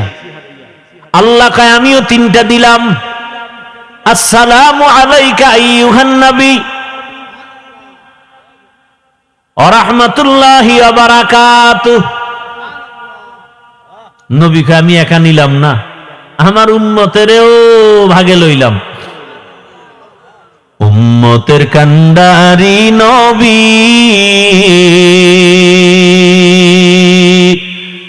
কাঁদছেন উম্মতের লাগি, এখনো কাঁদেন নবীজি শুয়ে মদিনার পানে। নবী বিনে কে তারাবে পুলসিরাত মিজানে, নবী বিনে কে তারাবে পুলসিরাত মিজানে। রহমতের নবী যখন বললেন আমার উম্মতেরও শামিল করি, আসসালামু আলাইনা কন না কেন, ওয়া আলা ইবাদিল্লাহিস সালিহিন। এইবার আল্লাহ কয় এই ফেরেশতারা শুনছুনি এখানে আমার বন্ধু কি বলছে? কয় হ্যাঁ। তোরাও সাক্ষী দে। ফেরেশতারাও বলল আশহাদু আল্লাহ ইলাহা ইল্লাল্লাহু ওয়া আশহাদু আন্না মুহাম্মাদান। কারা কইছে এই কথা? ফেরেশতারা। খেয়াল করেন কিন্তু, আশহাদু আল্লা ইলাহা ইল্লাল্লাহু আন্না মুহাম্মাদার রাসূলুল্লাহ, মুহাম্মাদান কইয়া ফেরেশতারা থেমে গেছে। মুহাম্মাদান আবদুহু ওয়া রাসূলুহু। এখন কয় আল্লাহ কয় ফেরেশতারা থামলা কেন? কয় কি বলবো? রাসূলুহু কয় না। কি বলবা? কয় আবদুহু বলো আগে, পরে রাসূলুহু। কারণ আমার হাবিব নিজেকে বান্দা বললে খুশি হয়, এজন্য আবদুহু আগে বলো, রাসূলুহু পরে। আমার বন্ধুরটা আগে আনো, আমারটা পরে নাও। আমার বন্ধু চায় বান্দা বলি, আর আমার থেকে দেওয়া রসুল।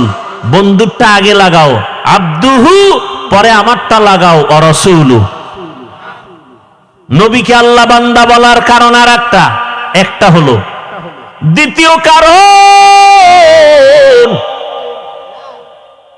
দুনিয়াতে আল্লাহ মানুষ বানাইছেন, বান্দার সাথে মালিকের সাথে একটা মোহাব্বতের মিলন মেলা আছে, একটা সূত্র আছে। কেন আল্লাহ মানুষ বানাইছেন? ইবাদতের জন্য। যারা ইবাদত করে তাদের বলে বান্দা, আব্দ। আর যার ইবাদত করে তিনি হলেন মাবুদ। আর কাজের নাম ইবাদত। দুনিয়াতে যত ইবাদত করনেওয়ালা বান্দা আছেন, এর মধ্যে শ্রেষ্ঠ ইবাদত করনেওয়ালা হলেন আমার নবী। আমার নবীর মতো ইবাদত করনেওয়ালা কেউ? কেমন ইবাদত করনেওয়ালা শোনাবো একটা ঘটনা, না ধৈর্য হারায় ফেলছেন? ও পর্দার আড়ালের আম্মা জানেরা, বোনেরা, একটু ভালো করে শুনেন। রহমতের নবী কত মায়ার নবী। আম্মা জান আয়েশা রাদিয়াল্লাহু আনহা নবীর ঘরে, নবী একদিন এশার নামাজ পড়ে ঘরে ঢুকলেন। আম্মা জান আয়েশা রাদিয়াল্লাহু আনহা বলেন, দুনিয়ার সব মানুষের একটা সূর্য সকালবেলা পূর্বাকাশে উদিত হয়, আর আমি আয়েশার একটা স্পেশাল সূর্য আছে, এশার নামাজের পরে আবার হুজরায় উদিত হয়। আমার মায়ার নবী আম্মা জান আয়েশা বলেন, আমি একদিন চিকন একটা সুই নিয়ে সেলাইয়ের কাজ করতেছি, হঠাৎ সুইটা পড়ে গেল, আগুন নাই, বাতি নিভে গেছে, তেল নাই, আমি সুইটা পাই না, অপেক্ষা করতেছি অন্ধকারে, হঠাৎ আমার সূর্য ঘরের মধ্যে চলে আসছে। রহমতের নবী ঘরে আসা মাত্র আমার ঘরটা আলোকিত হয়ে গেছে। আমি সুইটা দেখি খুঁটির গোড়ায় পড়ে আছে। মায়ার নবী ঘরে আইসাই বলে, ও হুমায়রা, নাম কি? আয়েশা নাম কি? নবী মাজা কইরা মায়া কইরা ডাকছেন কি? হুমায়রা। কারণ আম্মা জান আয়েশা রাসূলের সাথে বিবাহ হয়েছে 6 বছর বয়সে, আর আম্মা জানের 9 বছর যখন বয়স রাসূলের ঘরে আসছেন। 18 বছর যখন বয়স তখন নবী চলে গেছেন। হিসাবটা বুঝে থাকলে বলেন, 6 বছরে বিবাহ হলো, 9 বছরে আম্মা জান নবীর ঘরে গেলেন, আর 18 বছর বয়সে রাসূল দুনিয়া থেকে চলে গেলেন। আম্মা জান রাসূলের ঘরে সংসার করলেন কতদিন? কয় বছর? আম্মা জান আয়েশা মাত্র 18 বছরের নারী, নবীর সোহবত পেলেন মাত্র 9 বছর। আম্মা জান বলেন, আমি এই 9 বছরে রাসূল থেকে কি পাইছি শুনো। ও পর্দার আড়ালের আম্মা জান আয়েশা রাদিয়াল্লাহু আনহা বলেন, আমি 9 বছর রাসূলের ঘরে থেকে আমি 2000-এর উপরে হাদিসের হাফেজা হয়ে গেছি। কোরআনের ভেতরে বড় তাফসীর করে নেওয়ালা আম্মা জান আয়েশা। আম্মা জান বর্ণনা করেন আর বলেন, নবী আয়েশা ঘরে ডাক দিয়ে বলেন, ও হুমায়রা, আমি তো খুশি। নবী মুস্কি হাইসা কয়, আজকে রাতের জন্য আমাকে একটু ছুটি দিবেননি? আমি আয়েশা পেরেশান হয়ে গেলাম, নবী আমার কাছে ছুটি চায়। তো ভাবছি বোধহয় কোনো বিবির ঘরে যাবেন। আমি মুস্কি হাসলাম, ইয়া রাসূলুল্লাহ, আপনি কোথাও যাবেন আর আমি না বলবো, এটা কেমনে হয়? কারণ আমার আব্বা আবু বকর আপনাকে জোর করে আমাকে দেন নাই। আপনার ঘরে আমি আয়েশা আসার পেছনে আমার আল্লাহর ইশারা। ইয়া রাসূলুল্লাহ, আপনাকে সময় দিব না মানি? আম্মা জান আয়েশা বলেন, আমি ভাবতেছি নবী বোধহয় কোথাও যাবেন, কিন্তু না, আমি শুয়ে পড়লাম আগের অভ্যাস অনুযায়ী। রহমতের নবীকে দেখি চুপচাপ, কোথাও যান না, কি যেন ভাবতেছেন একা একা। আমি শুয়া ঘুমানের বাহানায় চুপ করে আছি, দেখি মায়ার নবী কি করেন। আম্মা জান আয়েশা বলেন, আমি দেখি রহমতের নবী মালিকের মোহাব্বতের নামাজে দাঁড়ায় গেলেন। মায়ার নবী নামাজে দাঁড়ায় গেলেন,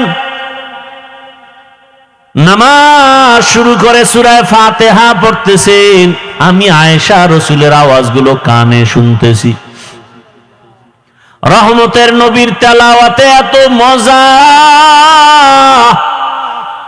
আমার ঘুম ভেঙ্গে আমি তাকায় আছি, রহমতের নবী তেলাওয়াত করে নামাজে।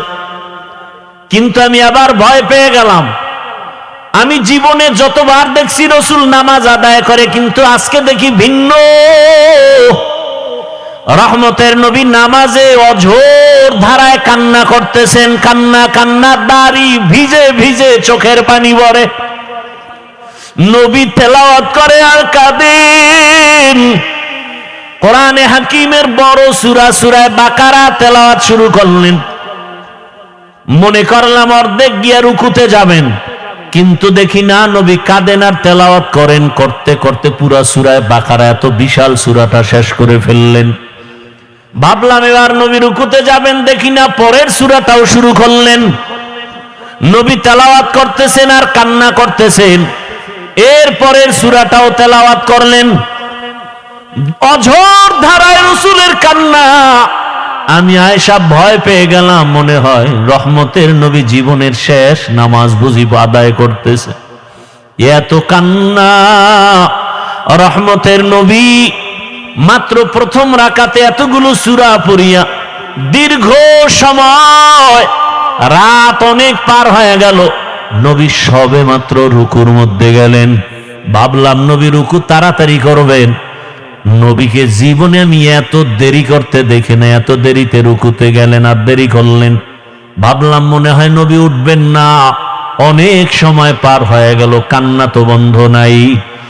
এক পর্যায়ে রাসূল দাঁড়ায় গেলেন, রুকু থেকে দাঁড়াইয়া কান্না অবস্থায় আবার সিজদায় চলে গেলেন। মাত্র প্রথম রাকাতের প্রথম সিজদায় গিয়া নবী এত মায়ার কান্না শুরু করলেন, নবী মাথা উঠান না। আমি ভয় পেয়ে গেলাম নবীর জীবনের শেষ নামাজ নাকি, আমারও ভয়। রহমতের নবী প্রথম রাকাতের প্রথম সিজদায় পড়ে আছেন, কান্না, নবী মাথা উঠান না, উঠান না, উঠান না। হঠাৎ করে আমি আয়েশা কান সোজা করে শুনি মসজিদের হুজরার বাহিরে বেলালের কণ্ঠের আওয়াজ। বেলাল ডাক দেয় প্রতিদিন, আজও ডাক দিয়া কয়, ইয়া রাসূলুল্লাহ, আজ নামাজের ফজরের সময় কাছে, তাড়াতাড়ি প্রস্তুতি নেন ফজরের নামাজ আদায় করার জন্য। নবী এখনো প্রথম রাকাতের প্রথম সিজদায় পড়ে কান্না করেন, এখনো দ্বিতীয় সিজদা করেন নাই, দ্বিতীয় রাকাতও পড়া হয় নাই। রহমতের নবীর কান্না মনে হয় পুরা ঘর নামাজের জায়গা ভিজে গেল। রহমতের নবীকে আমি জিজ্ঞাসা করি, ইয়া রাসূলুল্লাহ, আপনি এত কাঁদেন, আপনার তো কোনো গুনাহ নাই, আপনাকে প্রায় দেখি আপনি কান্না করেন। আমার নবী বলেন, আয়েশা, আমার কলিজায় কত ব্যথা তুমি জানো না রে আয়েশা। নবী বললেন, ইয়া রাসূলুল্লাহ, আপনার জীবনে তো বহু কষ্টের কথা শুনছি, এমন কোন কষ্ট আছে নাকি যে বারবার আপনার দিলের মধ্যে আঘাত করে? মায়ার নবী কান্না করে কয়, আয়েশা, জীবনের কষ্টের কথা শেষ করা যাবে না রে আয়েশা। 3টা বছর পর্যন্ত আমার কওমের লোকেরা গৃহবন্দী করে রাখছে, পানি দেয় নাই, খানা দেয় নাই, গাছের পাতা চাবাইয়া চাবাইয়া পেটের ক্ষুধা নিবারণ করেছি, পেটে পাথর বেঁধেছি। ও আয়েশা, এত কষ্টের মাঝে আমার সব থেকে বেশি মনে পড়ে তায়েফের জমিনের পাথরের আঘাত। আমি যখন কালেমার দাওয়াত নিয়ে তায়েফের জমিনে চলে গেলাম, ওই তায়েফের বেঈমানেরা ছোট ছোট বাচ্চাদেরকে লেলিয়ে দিয়েছে। ওই তায়েফের ছোট ছোট বাচ্চাগুলো পাথর হাতের মধ্যে নিয়ে আমার শরীরে বসা পড়ে না, বাসি পড়ে না রে আয়েশা। ওই তায়েফের ময়দানের ছোট ছোট বাচ্চাগুলো এত জোরে জোরে পাথর মেরেছে, মনে হয় যেন পাথরের আঘাতে বৃষ্টির মতো আমার শরীর থেকে রক্ত পড়িয়ে জুতা মোবারক আটকে গেছে। আমার ওই কাফেরদের বাচ্চাদের পাথরের আঘাত আমার শরীর থেকে রক্ত পড়িয়া জুতা আটকে গেছে, আমি সহ্য করতে পারি নাই। আসমান থেকে আমার আল্লাহ জিবরাইলের পাঠায় কয়, যাও যাও, আমার মায়ার নবী কান্না করলে আমি আল্লাহ সহ্য করতে পারি না। জিবরাইল আমিন আসি আমাকে বলে, নবী আপনি কাঁদিয়েন না, আমার মাওলা সহ্য করতে পারেন না, আপনি এখন অর্ডার দেন তায়েফের জমিন উল্টায়া ধ্বংস করে ফেলি। মায়ার নবী বলে, ভাই জিবরাইল ওদের মারিও না, ওরা জানে না আমি কেমন, ওরা জানে না আমি কেমন, আমি কত বড় অসহায়, আমি কত বড় ইয়তীম। এই তায়েফের মানুষ জানে না আমি যে বাবা হারা সন্তান। আমি দুনিয়াতে আসি একবারও বাবা বলে ডাক দিতে পারি না। বাবার আদর থেকে আমি বঞ্চিত, মায়ের আদর থেকে আমি বঞ্চিত। ও জিবরাইল এদের মারিও না। ও আয়েশা, ওই তায়েফের কথা মনে পড়লে আমি আর সহ্য করতে পারি না রে আয়েশা। আমার শরীর থেকে কি পরিমাণ রক্ত জমিনে পড়ে গেছিল। আমি অসহায়, আমার বাবা নাই, আমার মা নাই, দাদাও চলে গেছেন। এত কষ্টের জীবন আমার রব আমাকে এত আদর করেছেন। ওই মা হারা বাবা হারার ভেতর আমি আমার রবের ভুলি নাই। ও পর্দার আড়ালের মা বোনেরা, ও বৃদ্ধ বাবাজিরা, ও যুবক বাবারা, এই ময়দানে কত আল্লাহর বান্দা আছো, মা নাই, বাবাও নাই। আজকে মা হারা বাবা হারা সন্তানের কলিজায় কত আঘাত। এই মা বাবার চোখের পানি আর দোয়া ছাড়া মানুষ হওয়া সম্ভব না রে বাবা। ওই মায়ের চোখের পানি, বাবার চোখের পানি আর কষ্ট আজ আল্লাহ চেয়ারে বসাইছেন।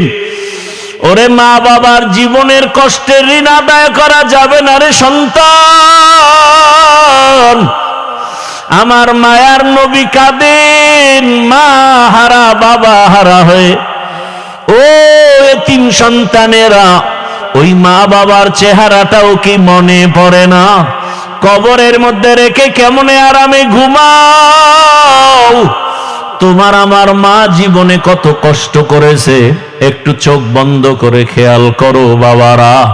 ও যুবকেরা, বৃদ্ধ বাবাজিরা, পর্দার আড়ালের মা বোনেরা, ওই আমার মালিকের ভুলে গেছেন। কোন দিন যেন মালিক ডাক দেয় আর থাকা যাবে না। ওই মা বাবার জন্য চোখের পানি ছেড়ে দোয়া করেন। কত বাবা এত কষ্ট করে করে সন্তানকে বড় বানাইছেন। এক সময় বাবা চাল কিনতে পারে নাই, ডাল কিনতে পারে নাই। কত বাবার মনে চাইতো ইলিশ মাছ খাবে, কিনার মতো টাকা ছিল না।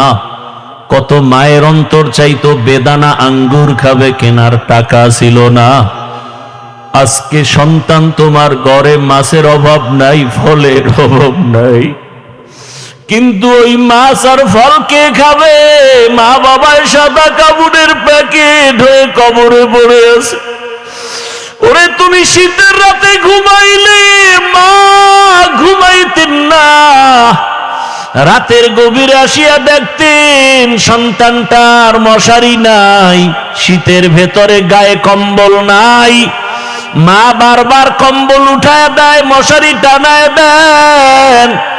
আজকে ওই মা বাবাকে ঠান্ডা মাটির মধ্যে রেখে যারা আরামে ঘুমাও, ওই মায়ের চেহারাটাও কি মনে পড়ে না? বাবার কথা কি মনে পড়ে না? ওই মা বাবার ঋণ আদায় কেমনে করবা? চোখের পানি ছেড়ে আল্লাহর কাছে কান্না করে দোয়া করো। আর যার মা বাবা বেঁচে আছে, ও আমার যুবক বাবারা, দোয়া নিও। ওই মা বাবার দোয়া ছাড়া জীবনের সফলতার দরজা খুলবে না রে বাবা। ও আমার কলিজার যুবক, ওই মা বাবারে কষ্ট দিও না রে বাবা। যদি বাবাকে পাও, হাতটা ধরে দোয়া নেওয়ার চেষ্টা করিও। এই রত্ন হারায় গেলে আর জীবনে পাওয়া যাবে না। ওই বাবারে পাইলে দোয়া নিও, জীবনের সফলতার দরজা খুলে যাবে। মায়েকে পাইলে ঘরে গিয়া মাকে বলিও, মা জীবনে কত বেয়াদবি করেছি, তুমি গোপনে কষ্ট পেয়ে কান্না করেছো। আজ তওবার নিয়ত করেছি, আর বেয়াদবি করব না। তুমি আমার মাথায় হাতটা দিয়া দোয়া করে দাও। মাকে যদি বলতে পারো, দেখবা মায়ের চোখের কোঠায় পানি। মা ডেকে বলবে, বাবা আয়। মোহাব্বত নিয়া মাথায় হাত দিয়া ডাকবে, ও আরশে আজিমের মালিক, আমার কলিজার সন্তানটাকে কবুল করে নাও। ও সন্তানেরা, ওই মা বাবার দোয়া নিয়ে আগায়া যাও, ওলামায়ে কেরামের দোয়া, শিক্ষকের দোয়া নিয়ে আগাও। ও পর্দার আড়ালের মা বোনেরা, একটা আদর্শ সন্তানের মা হইয়া কবরে যান। ওরে সন্তানের ভবিষ্যৎ চিন্তা করে ভালো আদর্শ যদি দিয়া যাইতে পারেন, সন্তান এক সময় দোয়া করবে আর গর্ব করবে, আমার মা কত ভালো, বাবা কত ভালো ছিল। আমার মা নামাজের সময় নামাজ আদায় করত, কোরআন তেলাওয়াত করত, কখনো বেগানা নিয়ে পড়ে থাকতো না, মোবাইল নিয়ে পড়ে থাকতো না। আমার বাবা কত আদর্শবান, আমার বাবা নামাজ পড়তো, আদর করত, নামাজ ছাড়তো না, বেপরদায় চলতো না, বেগানার দিকে তাকাইতো না। আর যদি মা বাবারা খারাপ আদর্শ রেখে চলে যান, সন্তান এক সময় মনে মনে ধিক্কার দিয়া বলবে, আমার মা বাবা এত খারাপ ছিল, আমি কেমনে ভালো হব। আমার মা বাবা দুজন তর্ক বিতর্ক ঝগড়ায় লিপ্ত থাকতো, নামাজ নাই, রোজা নাই, তেলাওয়াত নাই, সারাটা দিন মোবাইলে গুনাহ দেখতো, বেগানার পেছনে দৌড়াতো, তেলাওয়াতের খবর নাই, আমাদেরকে ভালো লাইনে চালায় নাই, হারামের উপার্জনের পেছনে চলে যাইতো। ধিক্কার জানাবে রে মা বাবা, এখনো সময় আছে, তওবা করেন, আল্লাহর কাছে মন খুলে দুফোঁটা চোখের পানি ছেড়ে বলেন, হে মালিক, জীবনে তো গুনাহ কম করি নাই, আজ থেকে গুনাহ করব না, নামাজ ছাড়ব না, বেপরদায় চলব না। আর যুবকেরাও তওবা করো, আর কোনদিন মা বাবার সাথে বেয়াদবি করবা না, নামাজ ছাড়বা না, দাড়ি কাটবা না, বেপরদায় চলবা না। মা বাবার দোয়া নিয়া, শিক্ষকের দোয়া নিয়া, উলামায়ে কেরামের দোয়া পরামর্শ নিয়া, রসুলের মোহাব্বত নিয়া, নবীজির আদর্শ মেনে চলবা। আল্লাহর কাছে যদি তওবার মতো তওবা করতে পারো, আমার আল্লাহ জীবনের গুনাহ মাফ করে দিবেন। ও আল্লাহ আমাদের মাফ করে দেন, তওবাওয়ালা জিন্দেগি দান করেন। গুনাহের কারণে দিলটা পাথর, চোখে পানিও নাই, কান্নাওয়ালা চক্ষু দান করেন। আল্লাহ আমাদের জীবনটাকে রসুলের আদর্শে গড়ার তৌফিক দান করেন, আমিন। আলহামদুলিল্লাহি রাব্বিল আলামিন, ওয়াসসালাতু ওয়াসসালামু আলা সাইয়্যিদিল আমবিয়াই ওয়াল মুরসালিন ওয়া আলা আলিহি ওয়া আসহাবিহি আজমাইন। ইয়া আরহামার রাহিমিন, ইয়া আরহামার রাহিমিন, ইয়া আরহামার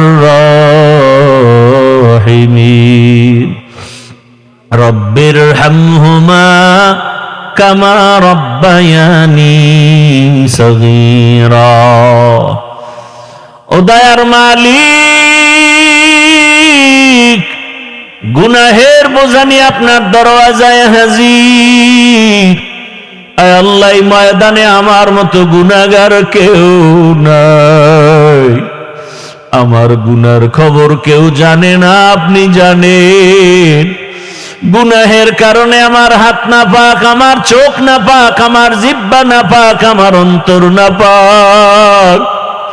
আয় আল্লাহ, তওবার নিয়তে আসছি, আর গুনাহ করব না রে মালিক, আর গুনাহ করব না, আর গুনাহ করব না। আয় আল্লাহ, গুনার কারণে দিলটা পাথর, চোখে পানি নাই, কান্নাওয়ালা চক্ষু দান করেন আল্লাহ। আয় আল্লাহ, গুনার কারণে আমাদেরকে ফিরাইয়া দিয়েন না, রাগ করিয়েন না। আয় আল্লাহ, আমরা তওবার নিয়ত করেছি, আর গুনাহ করব না রে আল্লাহ। এ জীবনে না করিলাম বন্দেগি, গুনাহ করে কাটাইলাম জিন্দেগি, গুনাহ করে কাটাইলাম জিন্দেগি তওবা করে আবার তওবা ভাঙ্গিলাম তওবা করে আবার তওবা ভাঙ্গিলাম অবশেষে খাঁটি তওবা করিলাম অবশেষে খাঁটি তওবা করিলাম সকলেরই দরজা হইতে ফিরিয়া আপনারও দরজায় রইলাম পড়িয়া আপনি যদি মাফ না করেন বান্দারে বলে না আপনার বান্দা যাবে কার দ্বারে গুনাহ করেছি আর তো গুনাহ করব না গুনাহ করেছি আর তো গুনাহ করব না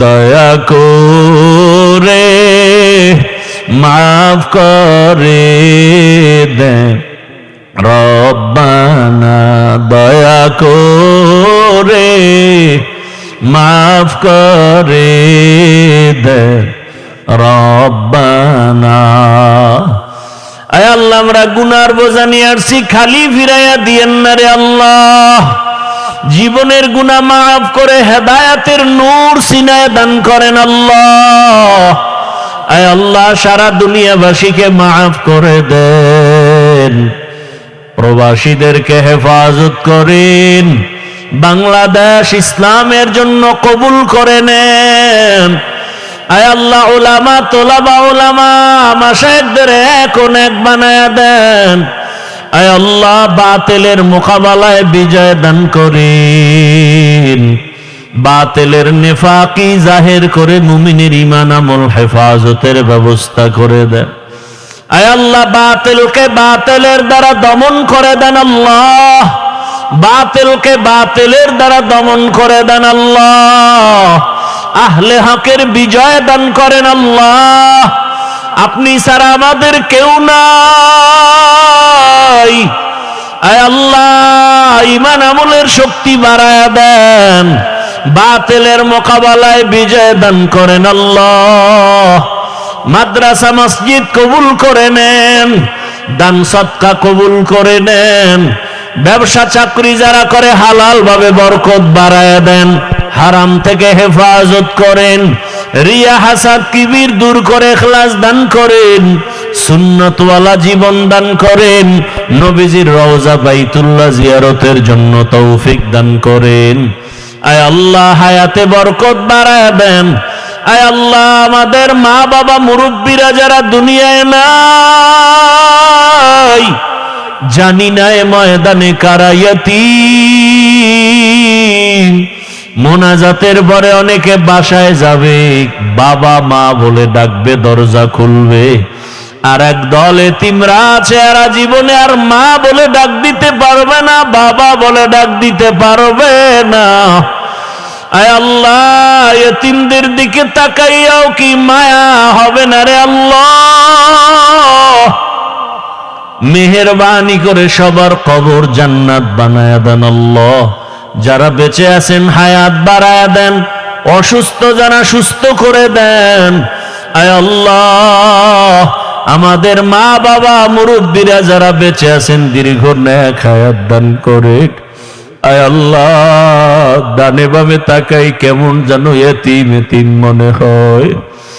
আল্লাহ, দিনের লাইনও আমরা বড় বড় বুজুর্গ ওলামায়ে কেরামদের হারাইয়া এতিম,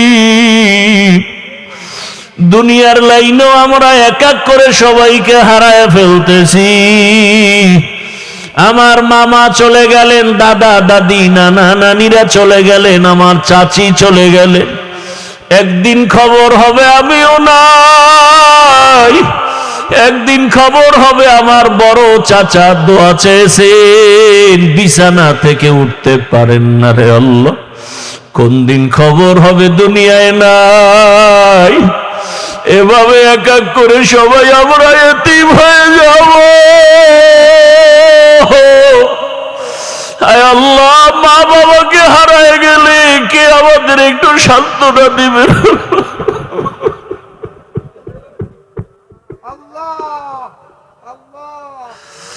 আল্লাহ, যার বাবা বেঁচে থাকিয়া যদি বিছানায় অসুস্থ থাকে, ছেলের কলিজাটা বড় হয়ে থাকে। বাবায় বিছানায় থাকলেও মনে হয় একটা গাছ আমাকে ছায়া দিতেছে।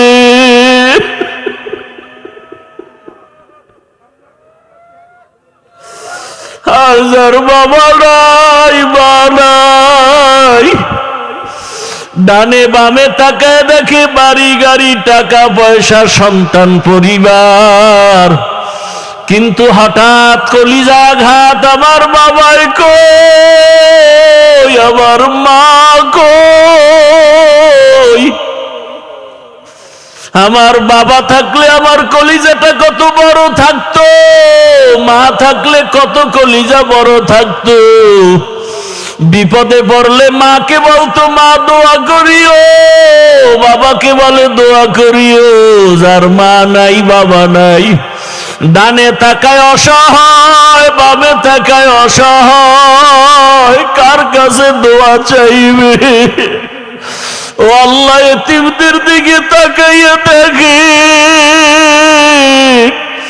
এই ময়দানে কি আপনার মোহাব্বতের কান্নাওয়ালা কেউ নাই? ওরে যার চোখে পানি, তার কাছে দোয়া চাও রে। ও আল্লাহর গোলামেরা দোয়া চাও, কান্নাওয়ালার দোয়া ফেরত যাবে না রে মালিক। যার পছন্দ হয় আপনার কাছে চোখের পানি, তার ওসিলায় মাফ করে দেন। আমাদের মা বাবা আপনজন মুরব্বীরা যারা বেঁচে আছেন, হায়াত বাড়ায় দেন। মা অসুস্থ, কুদরতের দ্বারা সুস্থ বানায় দেন। বাবাকে পূর্ণ সুস্থ বানায় দেন। আয় আল্লাহ, চাচা চাচি আপনজনের ভেতরে যারা, সবাইকে সুস্থ বানায় দেন। আয় আল্লাহ, সবার অন্তরে মোহাব্বত বাড়াইয়া আপন আপন হইয়া দুনিয়াতে জীবন চালাবার তৌফিক দান করেন। নফস শয়তানের ধোঁকা থেকে আমাদেরকে হেফাজত করেন আল্লাহ। আয় আল্লাহ, একে অপরের আপন হইয়া সহযোগী হইয়া দুনিয়ায় জীবন যাপনের তৌফিক দান করেন, ইজ্জতের জীবন দান করেন, দিলের নেক আশা পুরায়া দেন। সারা দুনিয়ায় খেদমতের জন্য ইজ্জতের সাথে কবুল করে নেন। আয় আল্লাহ, দিনের মারকাজগুলো কবুল করে নেন। আয় আল্লাহ, ইখলাসওয়ালা তাকওয়াওয়ালা জীবন দান করেন।